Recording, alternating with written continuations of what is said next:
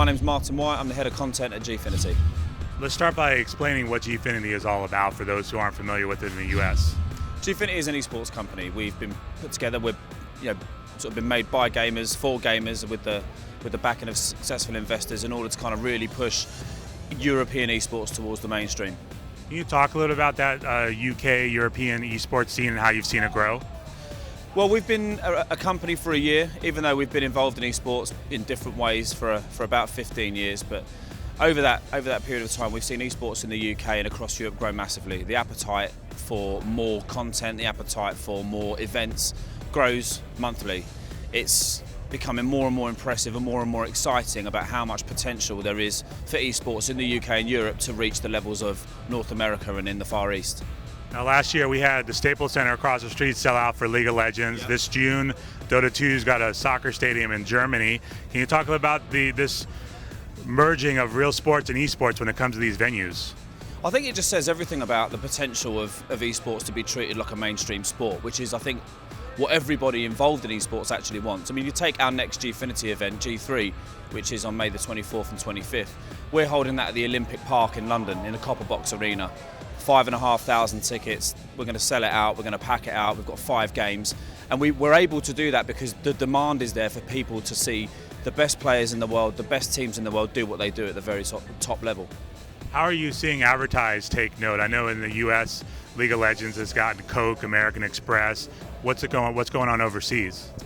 We're getting there. It's a slower process. It's the biggest challenge is the education. You have to sort of get potential sponsors, big household names, to understand the value of esports. And for people that aren't familiar with it, it takes a little bit of time. You have to paint the picture, get them interested. The best way to kind of expose people to it is get them to an event or show them some footage about what the potential is. Something like the LCS World Finals at the Staples Center is a great example of what can be done. And when you start showing people what the potential is, that education process can be shortened, and hopefully you can kind of get more and more sort of household brand names over the line and wanting to be involved.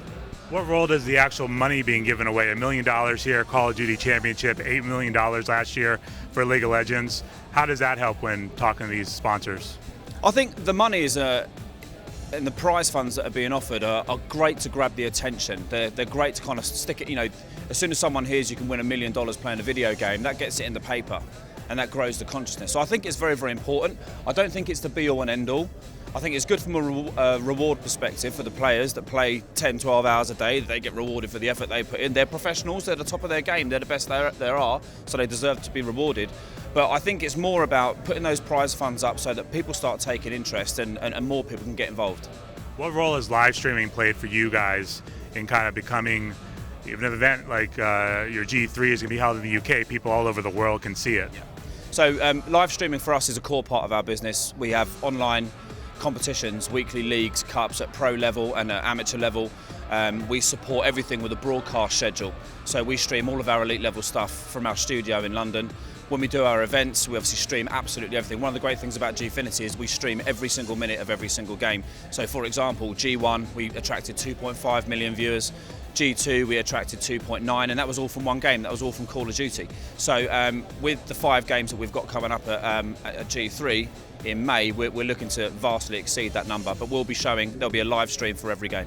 Can you talk about the games you guys are focusing on and how you choose which games to include? So the games we've got at G3, we've got, of course, Call of Duty Ghosts, Counter-Strike, Global Offensive, StarCraft 2, Dota 2 and FIFA.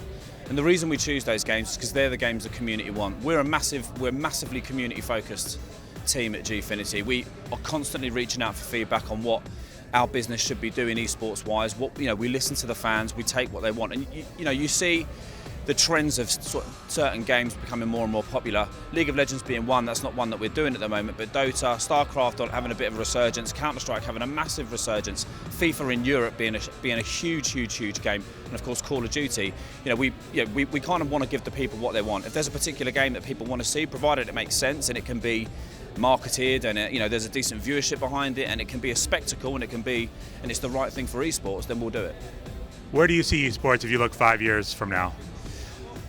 If it grows at the same rate, I see events in stadiums becoming the norm. I think in 5 years' time, more and more mainstream sponsors are involved. It's got more of a presence on mainstream TV.